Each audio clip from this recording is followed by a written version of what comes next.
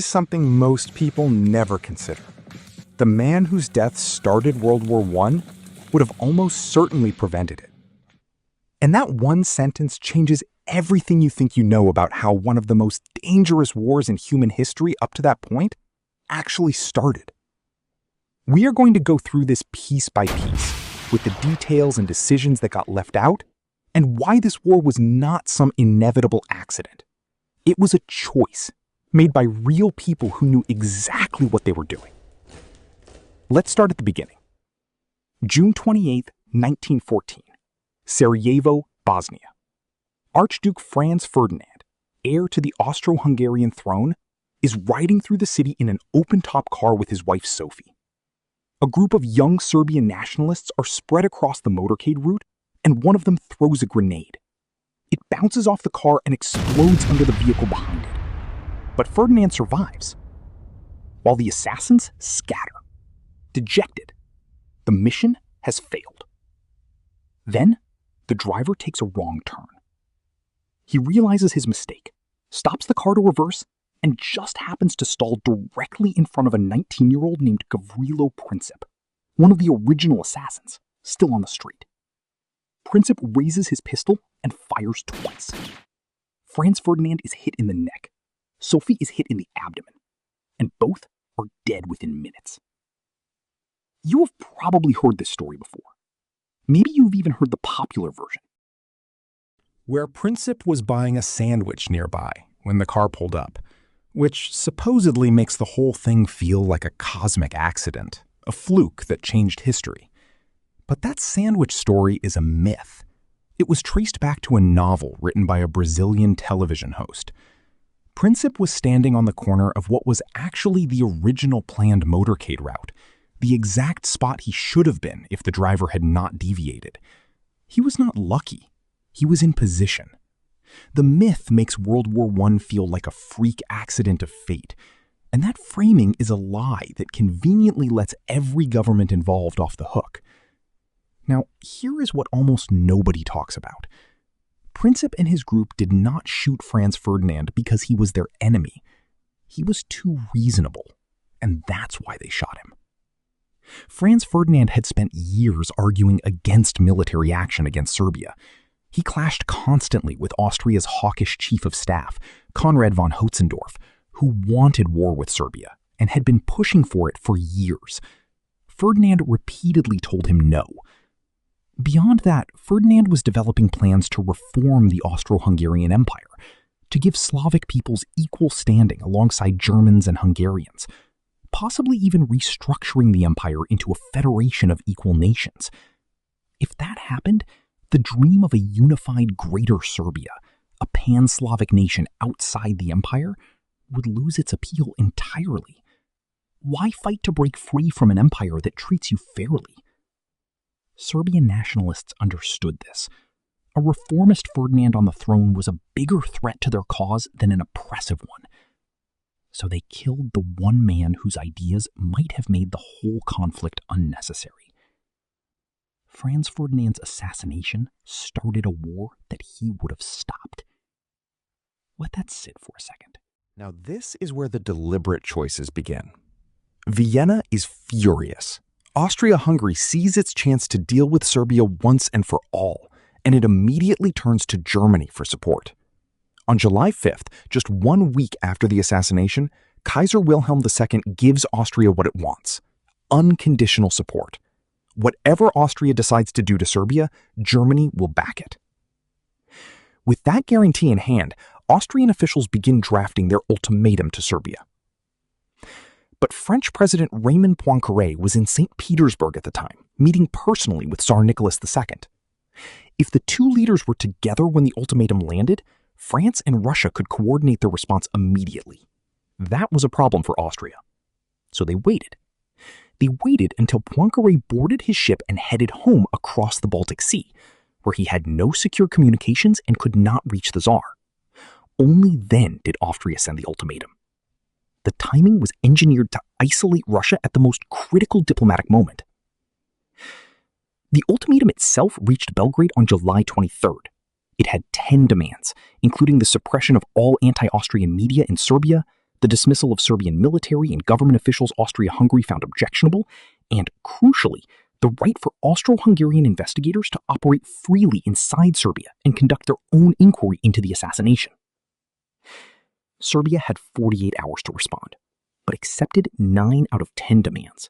They agreed to nearly everything.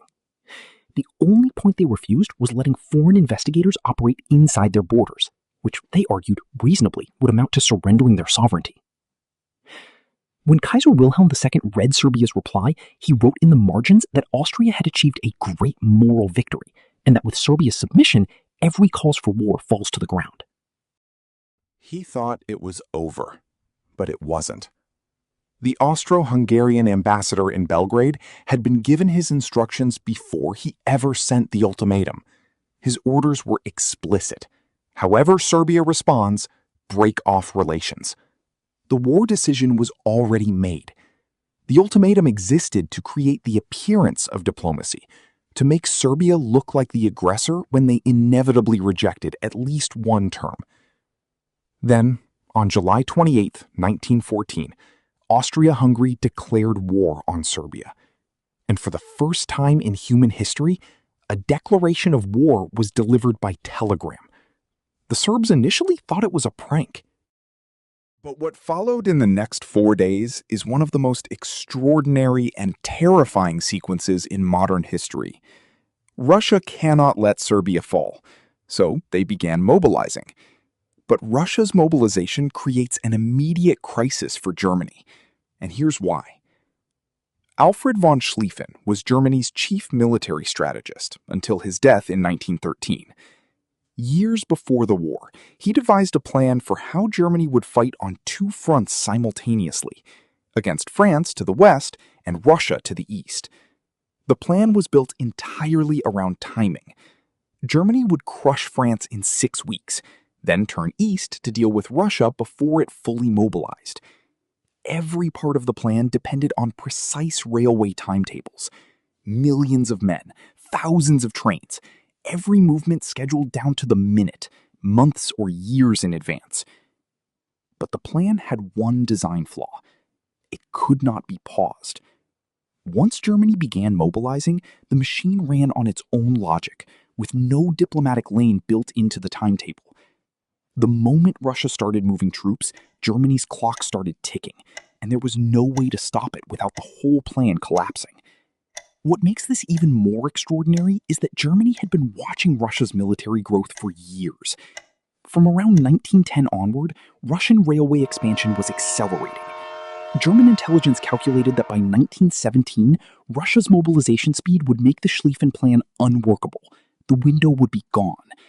In December 1912, Germany's own military chief said if war was coming, the sooner the better. On July 29, a personal messenger from Tsar Nicholas II arrived at the Russian military command, just minutes before a general mobilization order was about to go out. The Tsar canceled it. He wanted to wait for a reply from Kaiser Wilhelm before proceeding. He wrote, "I will not become responsible for a monstrous slaughter." One man, at the last possible moment, stopped the machinery of a world war. Then, his own generals talked him back into it. They explained that partial mobilization was logistically impossible. If Russia mobilized only against Austria, it would leave their border with Germany completely exposed. It had to be all or nothing. Nicholas reversed himself hours later, and the order went out. Meanwhile, in Berlin, the day Germany was set to mobilize, Kaiser Wilhelm received a message suggesting that Britain might stay neutral if Germany did not attack France.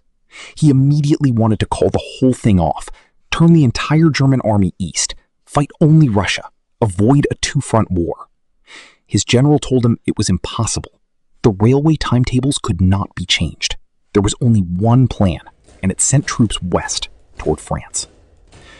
What his general did not tell the counselor was that the general staff did have an Eastern deployment plan. The head of the rail department had run exercises specifically to practice schedule improvisation. The general lied to his own emperor to prevent him from reversing course. So, what actually started World War I? It was not one thing. An assassination carried out by men who feared peace more than they feared war. A government that used a murder as the excuse it had been waiting for. A blank check handed over by an emperor who wanted war on his own terms. An ultimatum designed to be rejected. A declaration of war sent by telegram to a country that thought it was a joke. A Tsar who stopped a mobilization and then started it again. A Kaiser who wanted to reverse course and was lied to. And underneath all of it, a railway schedule written by a dead general that turned diplomacy into an obstacle. None of these men fully understood what they were starting.